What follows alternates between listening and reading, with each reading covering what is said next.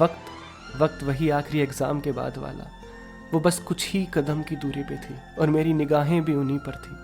कहना बहुत कुछ चाहती थी मगर लफ्ज़ों का साथ नहीं मिल रहा था, और वो अपना चेहरा दूसरी ही ओर करके अपने कुछ दोस्तों से बातें कर रही थी। दोस्तों के नाम तो खैर मुझे पता नहीं।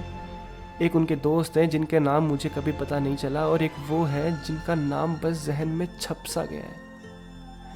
अगर उस दिन वो एक बार भी पलट के मेरी आंखों में देख लेती तो शायद मुझे कुछ कहने की ज़रूरत ही नहीं पड़ती।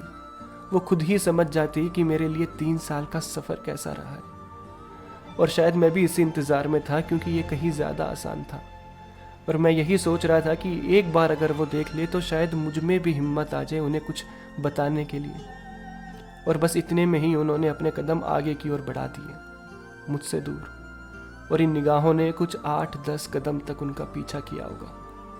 और फिर मैंने अपनी आंखें बंद कर ली। अब ये उनको मैं जाते हुए नहीं देख पा रहा था या अपनी हार मुझसे नहीं देखी गई ये तो पता नहीं, मगर हाँ, आंखें मैंने ज़रूर बंद कर ली।